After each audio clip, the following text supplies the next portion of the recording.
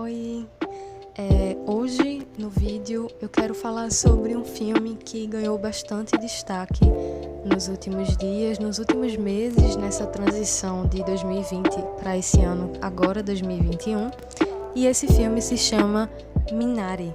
Minari é um filme do Lee Isaac-Chung e ele é um diretor veterano, né, como auxiliar de direção, como auxiliar de roteiro em várias produções, mas essa é a primeira vez que ele está tendo a oportunidade de dirigir e roteirizar completamente um filme cuja origem não é internacional.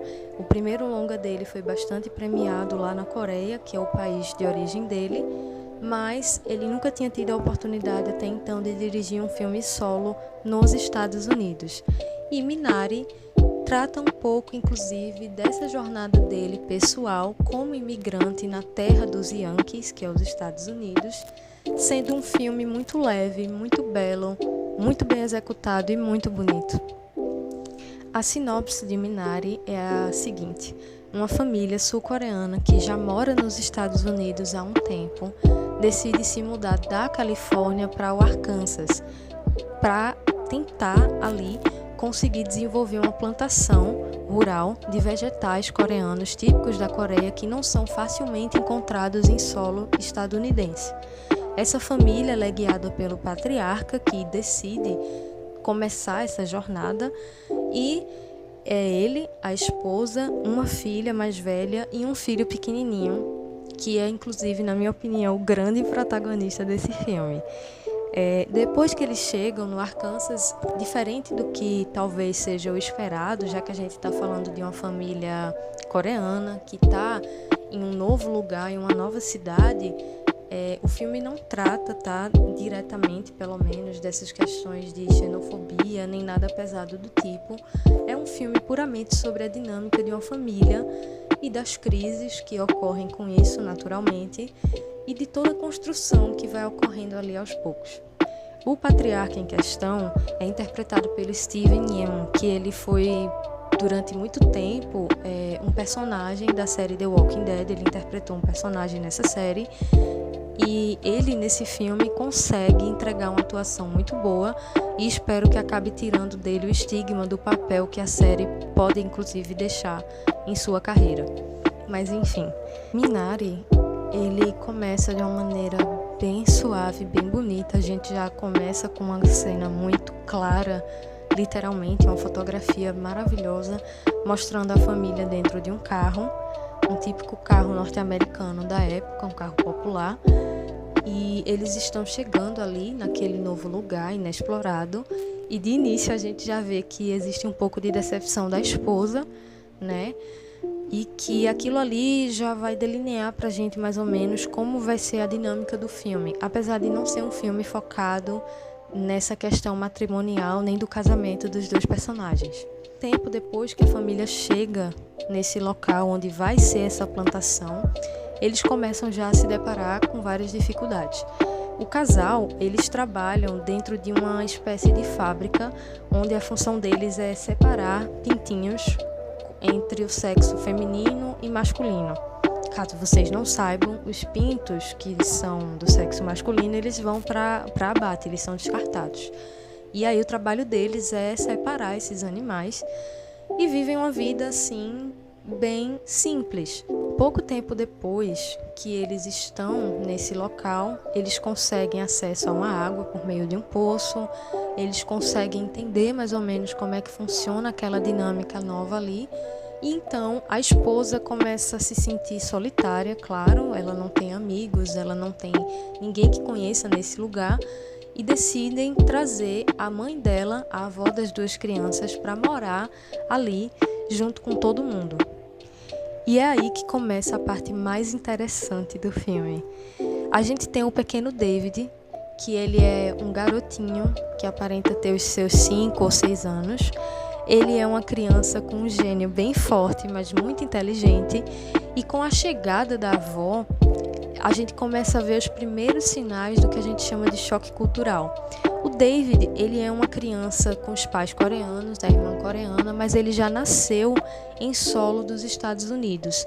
Então você percebe que a maneira que ele se veste, a forma que ele consome cultura, já é uma forma muito diferente da dos pais e até mesmo da irmã, que apesar de ser um pouco mais velha só, aparentemente já teve mais vivência com a própria cultura da origem do que o pequeno David. E esse choque de cultura que ele tem com a avó começa a delinear todo um clima para o filme continuar a sua narrativa de história familiar, sem que a gente se canse, sem que a gente fique entediado. A avó, ela é uma mulher coreana, né? Ela já tem uma idade bem avançada, e ele bate muito na tecla de que a avó dele não se parece com uma avó, porque ela não faz biscoitos e ela fica falando palavrão e fica assistindo televisão e não sabe cozinhar.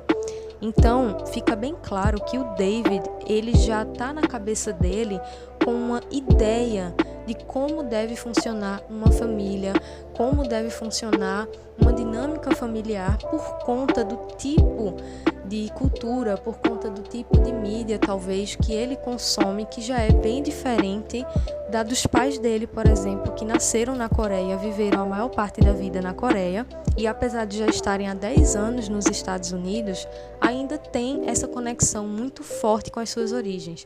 Em algumas cenas do filme, inclusive uma cena onde eles estão procurando água para poder instalar na plantação e na casa, o pai do David diz assim: olha, nós coreanos, nós usamos as nossas mentes. A gente, como quem diz assim, a gente não precisa de tanto recurso, a gente usa o que a gente já tem dentro.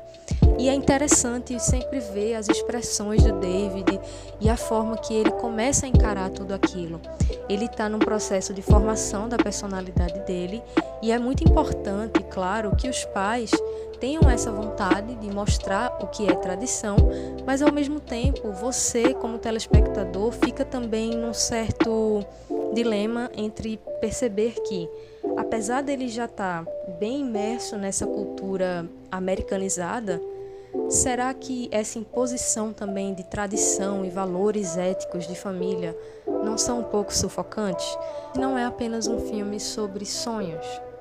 É um sonho muito específico, que se trata do American Way of Life, ou estilo de vida americano. Americano entenda por Estados Unidos da América. E esse conceito foi um conceito cravado pouco depois da Guerra Fria. Acabou a Segunda Guerra Mundial em 1945. Lá na década de 50 e 60, a mídia norte-americana e todos os veículos que tinham essa questão midiática, eles começavam a promover o estilo de vida estadunidense como um estilo de vida ideal, seguro e, sobretudo, muito familiar, contradizendo ou tentando entrar em contradição com um modelo soviético de fazer as coisas, que era algo muito mais pragmático e voltado para a questão social humanitária. Então, havia mais uma ideia de individualismo, havia uma maior ideia de consumismo, havia realmente um interesse em afirmar e constatar que aquela maneira de viver era a maneira mais correta. Afinal, se você tem toda uma população que acredita veementemente que está indo no caminho certo, é muito difícil que você minimiza os riscos de revoltas, os riscos de demandas sociais. Claro que a gente está falando de um estilo de vida que era, na época, majoritariamente divulgado por pessoas brancas, para pessoas brancas, enquanto os Estados Unidos estava ainda vivendo um processo muito difícil e muito contundente de racismos. Eu digo racismos porque a população afro-americana já sofria com isso, e no filme existe um dado muito interessante, apesar do filme já se passar nos anos 80, onde a gente já tinha uma queda dessa propagação desse estilo de vida, porque nos anos 70, uma década antes, o movimento hippie, o movimento pelos direitos humanos, contestou e bateu de frente com essa ilusão norte-americana.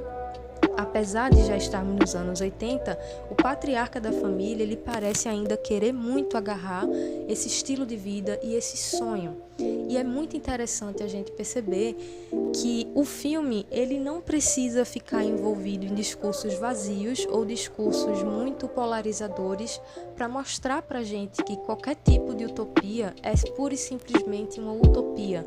Talvez não seja algo tão prático assim para a gente colocar dentro das nossas vidas. E uma coisa que eu também gostei muito, novamente voltando a falar da estatística, em um momento do filme, ele fala que aproximadamente naquela época 30 mil coreanos saíam da Coreia para ir aos Estados Unidos. E é nítido e óbvio que essas pessoas sofriam sim pressões sociais e racistas de uma sociedade que era extremamente focada no individualismo, uma sociedade que era muito focada na questão religiosa e não aceitava pessoas de fora. Porém, Minari em nenhum momento torna isso uma espécie de prêmio a ser conquistado durante o filme. Em nenhum momento você vai ver algum tipo de cena forte ou apelativa em relação a essa questão, e eu achei isso muito legal da parte do diretor, porque eu creio que já existem muitas referências péssimas de retratando pessoas asiáticas dentro do cinema norte-americano. Minari, apesar de ser uma produção onde mais de 50% do filme é com a língua coreana, ele é um filme norte-americano. Então eu acho bem importante que esses estereótipos do asiático mal-humorado ou asiático mafioso estejam aos poucos sendo desafiados não só pelo Lee, mas por toda uma geração de novos cineastas que vão fazendo filmes americanos sobre asiáticos, sobre imigração, e não se rendem, óbvio, a todos esses estereótipos que são nocivos, agressivos e completamente não verdadeiros. Minari está tendo uma repercussão na mídia muito boa, inclusive uma polêmica, porque no Globo de Ouro ele está para ser indicado em melhor filme estrangeiro, apesar de ter tido toda a produção dentro de solo norte-americano. E justamente porque mais de 50% do filme, os diálogos e todo o roteiro é em língua coreana. E isso está, inclusive, acendendo um debate bem legal por lá em relação a essa classificação de filme estrangeiro. Porque as premiações já deduzem que todos os filmes são do eixo Estados Unidos e Inglaterra e todos os outros são necessariamente estrangeiros ou de fora. É um debate bem legal, talvez eu faça um vídeo sobre isso depois. Mas Minari está indo muito bem.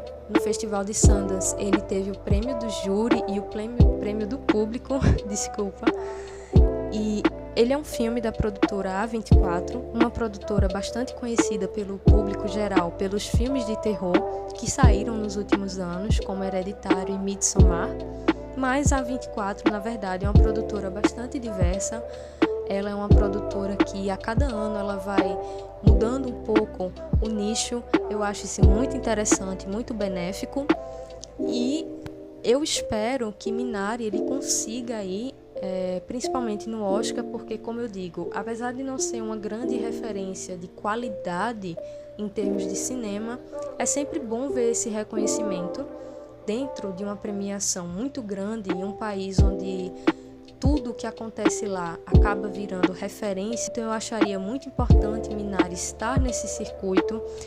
Ano passado a gente teve Parasita ganhando como melhor filme, o que foi uma coisa extraordinária, porque, como eu falei, existe uma tendência das premiações norte-americanas de excluírem todos os outros eixos do mundo, e eles já presumem que, por terem uma categoria de filme estrangeiro, isso será suficiente para avaliar de uma maneira bem generalista todos os filmes que não são produzidos nesse eixo.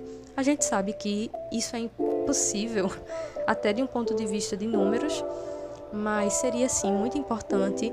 Eu espero que o Lee ele ganhe o destaque que ele merece como um diretor. Essa história, segundo ele, de Minari, é um pouco autobiográfica, porque a família dele também saiu da Coreia para os Estados Unidos. Então ele diz que alguns elementos ali ele resgatou da infância, da adolescência mesmo dele. Eu acho que é um filme leve, é um filme muito gostoso de se assistir, a realidade é essa. Todas as atuações estão muito boas. Existe toda uma reflexão que a gente pode tirar, além dessa questão que eu falei, do choque cultural e do American Way of Life, eu acho que, sobretudo, Minari é um filme sobre concessões e desistências, às vezes, que a gente precisa fazer, a gente precisa abrir mão e a gente sempre precisa medir as prioridades que existem na nossa vida antes de tomar nossas decisões. Acima de tudo, Minari pode ser entendido como um filme sobre isso. É um filme que eu espero também que ganhe logo uma distribuição oficial aqui no Brasil. E por enquanto que não acontece, a gente fica na expectativa e esperando que Minari conquiste cada vez mais pessoas.